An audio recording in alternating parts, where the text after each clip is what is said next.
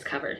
Look how gorgeous this cover is. This cover is summer to me. Hello peoples and popples, and welcome back to my channel. I'm Fiction&Flora. You can call me Flora, and today I have 9 books slash series that can help kick off your summer. I don't own all of these physically. Some of them I borrowed from my library and some of them I have on ebook. So I will be putting the covers over here. These are on no particular order, just the order in which I remembered them as I was going. And let's get into it. Starting with the very first, I have Camp Murder Face by Josh Burke and Sandra Mitchell. The cover art is by Michelle Wong. Currently, this is a duology. I do not know if they plan to continue the series. However, I think that this would be a great way to kick off your summer. It follows 2 children, youths, preteens. I can't remember their exact ages, but they're old enough. They're in middle school. So it follows 2 preteens as they are sent to this summer camp, and it's a little sketchy. Their counselors are kind of dicks, and British for reasons unknown. There is this mysterious legend of people going missing and like lake vampires. Things are just off and no one's concerned about it. And so you have these 2 teens and these 2 preteens, teens, I don't know. You have these 2 and they are curious. So they are going to get to the bottom of this secret. You got your anger, you've got your fun, you've got shenanigans, heartache, friendships, friend breakups. It's a great time. If you are able to read them back to back, highly recommend. However, you can read them in whatever time period works for you. Honestly, it is a very fun series and I think you would have a great time. And honestly, as far as the US goes, what's more summer than summer camp? So 100% recommend these, and a recommended reading place for these would be like on a camping trip. If you are going camping or if you have the audiobook and you're going hiking, this would be a great time to experience these books just because you'll be surrounded by the wilderness, which is similar to our characters. So if you are interested, they are middle grade horror, and those are my jam. The next book I have for you is going to be I Think Our Son is Gay by Okuda. Okuda is both the author and illustrator of this series. And there are currently 4 books in the series, and I think 3 of them are translated into English. Double check that. Don't quote me. But at this time, I think 3 of them are translated into English. It follows a mother who believes that her eldest son may be gay, and she doesn't want to pressure him into having to come out, but she wants to be able to show support, so she does it in little ways as they're going about their business, and she's just observing how he interacts with others and his slow acceptance of himself. And also, while she now she is starting to take notice of outside things that may affect her son's future, such as societal reactions to homosexuality as well as inter-family politics. And so it's actually really sweet if you are just looking for like some sweetness. And right now in the US we are having Pride Month. I love stories of supportive parents because you can't always guarantee that's going to happen. So 110% I recommend I Think Our Son is Gay by Okuda. The next one on my list is going to be Trouble in the Stars by Sarah Prinius. Unfortunately, I could not find the cover artist, and that is a true shame because this is gorgeous cover art. If you happen to know, please let me know. Drop it down below and I can add it to this video after the fact.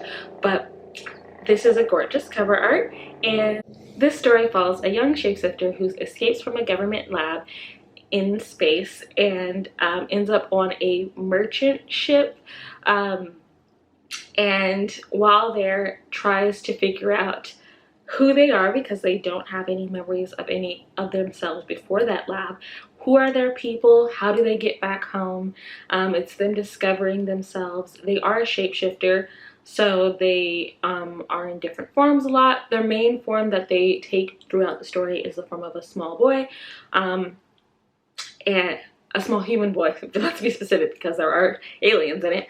And it's fun, and you have some wacky characters. And honestly, if you are a fan of Ben 10, this very much reminded me of Ben 10, not necessarily in the story, but in the way that they're shape-shifting, as well as some family dynamics. This is a found family, but you know, family dynamics, and how the different forms affect trouble, like how they affect trouble's narration, or the way they are perceived or they perceive themselves. Honestly, great book. And as far as reading this, if I would say a place to read this,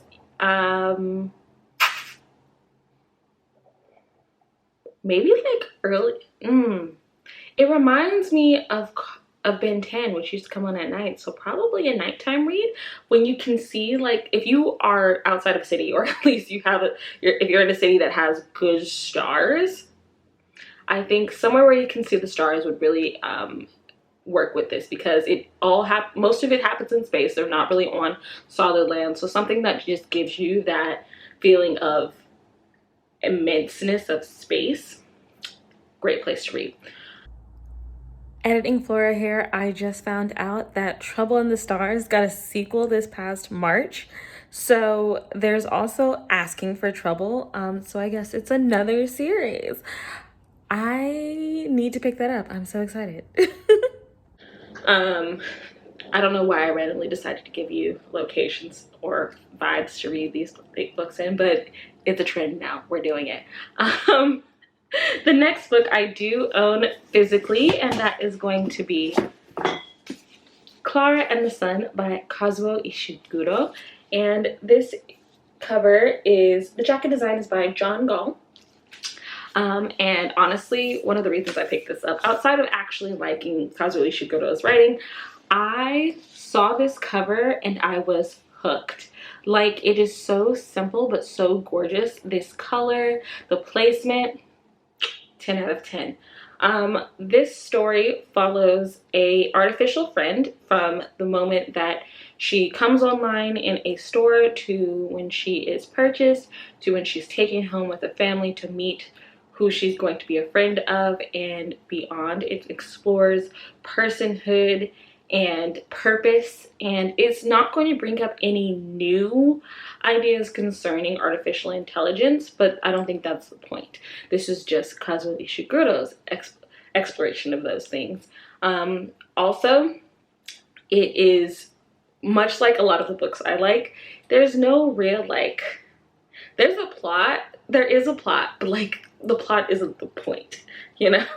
There is a plot, things happen. There's like a slight mystery in here. There's some questions of morality and ethics, but it's not the point. Or maybe it is, and I just didn't get the point. Either way, I think this is a gorgeous book. And for where I would read this, outside in like a park, but like not a play park, like a park that's like mostly grass, where you can like put a blanket down, sit under a tree, or like next to some water, and just like have that background noise that's not really loud, but it's like a constant. A park. This is what I would read this in. It was a good time. The next one I have for you, pulling out the handy dandy phone, is going to be Black Boy Joy, which is an anthology edited by Kwame Mbalia, and the cover art is by Kadir Nelson. And look at this cover. Look how gorgeous this cover is. This cover is summer to me. This cover is so beautiful, and it just evokes so much happiness and joy. And why did I recommend this one? Because, like, what is more summer than children's joy? Also, again, this cover. So this is an anthology that just showcases different types of Black boy joy. They are all strung together in the narrative because we are following one particular boy as he is listening to these stories. And I thought they were all so great, and seeing a wide range of different kinds of joy is just a great time. So 110% recommend that anthology. I would recommend reading this book next to a pool. It feels like a pool read, you know, or like a beach or some water of some sort, like somewhere where there's clear skies and you can just like lay back. Black Boy Joy feels like a pool read. Or if you have tiny people, you could also read them for that, like to go to bed or like read a story a night with them. But I do think that this would be a great pool read. All I'm saying is. Next one on my list is Nothing to See Here by Kevin Wilson. The cover art is by Allison Saltzman. And this book follows a young woman, can't remember her exact age, but a young woman who ends up becoming a nanny for one of her ex-roommate's husband's children, because her ex-roommate's husband is a politician who had children in a previous relationship, and the mother of those children have recently passed, and so now those children have become now they have gained guardianship of those children, but they don't really want to deal with them. So the young woman comes in, she becomes a nanny for them, and the thing about these kids is that when they are feeling strong emotions, usually negative, they burst into flames. And it doesn't really affect them, but it does affect literally everything around them, which is a hazard. And also, because this guy is a politician, it's not something that they want the general public to know. So her job is to keep them out of the public eye, and they keep them happy. And it explores their relationship as it grows, the different dynamics between all these different people. There is also the son of the old friend and the politician, so they're half siblings. It's just a lot, but honestly, it sounds much more drama than it is. There is some drama involved, of course. There are a lot of feelings involved. There were like times when I got a little choked up, but for the most part, this is a very wholesome read. Like, it's not nearly as dramatic as it sounds or as the cover makes it look. And I think this one would be a good read if you're ever like at home on a lazy Saturday, you have like a cozy spot in your house to read. Yeah, this would be it. Like, it's a little hot, so maybe not a blanket, but like you're on a comfy couch or you're on your bed. You've got a little bit of sunlight streaming in through the window, maybe a breeze or the fan going. This is that kind of read.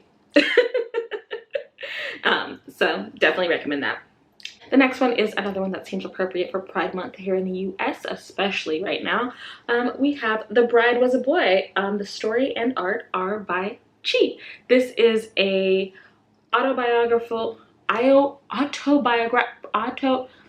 this is the author's life story in manga form, and it's basically her discovering, accepting her gender identity and her transition, both social and medical, as well as her falling in love. And it is just a beautiful and cute story. Like, the artwork is just so adorable. Throughout the story, she does explain different things regarding what being trans in Japan looks like, and like what the steps are taken in order to both socially and medically transition while living in Japan. And you probably, if you saw my very first Bookish Bitch Fit, you probably already know, but some people didn't like that it was so happy. But I think that trans joy is something to be celebrated, and Chi is just so cute, so adorable. 10 out of 10 recommend this. I would recommend reading this if you have access to a garden, so like the botanic garden, if your city has one, a park that has a lot of flowers, a bench somewhere. Ooh, if you're going on like a picnic, like similar, like going to a park and you have like a picnic, like some cute dainty foods. 10 out of 10, recommend. I love this so much. Let's see, what's the next one? The next one is a sapphic read. See, we're just throwing things out. And this is I Married My Best Friend to Shut My Parents Up by Kodama Naoko. And I cannot remember off the top of the bat. I think the main character does not specifically say her sexuality, but I think the best friend that she ends up marrying is an out lesbian. So but basically it follows this woman whose parents are pressuring her to get married, but she's like, bro, I'm focused on my career. I am not interested in any of the guys that you're presenting to me. I don't want this. And so to get her parents to leave her alone, she's like, fine, you want me to get married? So she she fake dates her best friend, and they move in together and they're just basically having a relationship, and she's like, now you can't tell me to keep getting married. And it's basically just them figuring out that, hey, maybe they actually are in love. So if you're into fake dating, if you are into what is it, close quarters? I don't really read romance very often, but I know there's a trope where they're like, you know, close quarters, I think it is. There's more than a single bed, but I think they sleep in the same bed. Unresolved sexual tension, you know, the goodies. It is just a really cute story, and honest, good stuff. And even better, there is no weird miscommunication tropes as far as I can remember. It has been a little bit, but I could be wrong. And this one, let's see, when would I read this one? This one is another one where I'm like, a park would do, or if you have like a tea time, or if you have somewhere that's just like a breeze. This is just a really, honestly, you might want to just read all the manga I recommended together on a single afternoon at a park. It's a great time. And then let's see, last but never least, we have the Noodle Shop Mystery Series by Vivian Chen. So this is a cozy mystery series that I mostly picked up because this is a cozy mystery series that I mostly picked up because of the covers and the titles, because how could I resist Death by Dumpling? The cover design is by Leslie Worrell, and the cover illustration is by Mary Ann Lasher and Berenstein and Andrew Lee. This is currently an 8-book series, though cozy mysteries tend to go on for a while because you can just keep them going. They're like Monster of the Week books. So I don't know if it's going to continue, but currently there are 8 books out. These are the first 4.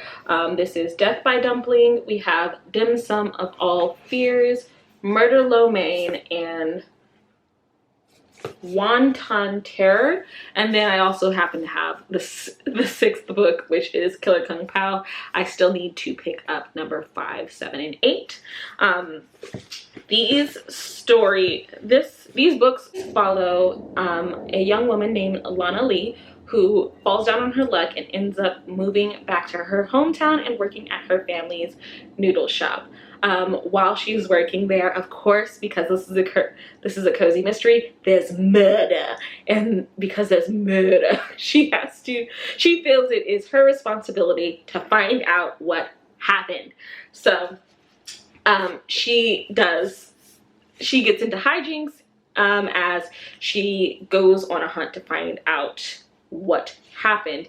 And it's a series, and there's a lot of murder, there's a lot of scandal, and there's a little bit of romance involved. And honestly, as someone who doesn't really read romance and does not like when romance takes over a story, I still enjoyed these books. Lana is a little immature, but that's fine because it's a cozy mystery series. So if you were ever into like Murder She Wrote or Nancy Drew, these might be the books for you. also, it's just really nice to see how she interacts with her community because everyone knows everybody. So you just get to see the different personalities of everyone in the neighborhood. You get to see how everyone interacts with one another. And honestly, it's really nice. And this is my first like cozy mystery series that I've ever read. I've read Agatha Christie and I read her quite a bit, but like it's not the same. It's not the same. And honestly, I'm really enjoying it. I'm so happy that this was my introduction. So far, I've read the first 3 of these, and obviously I need to continue. And for those, I think those would just be like a summer project. So like there's 8 of them, so you could spread these out throughout the entire summer. And just have something that you can just like keep coming back to. So like read one, put it down, put some other stuff in between it, and then pick up the next one. Because like I said, it is kind of like that monster of the week type of formula where every book has a new mystery, but the cast is kind of the same and no one really progresses. So I would recommend reading them in order because they reference back to each other. But overall, I really enjoyed this as an introduction to cozy mysteries, and I think it would be a great time. That's all I've got. A quick reminder that the Solstice Readathon is next week, June 20th through the 21st. And I hope you will participate with me. If you want to hang out, you can find me on Instagram, on Twitter, on Goodreads, Storygraph, and Readerly. I've got 5, baby. Either way, I hope you have a great rest of your day, and I will see you in the next video. Bye!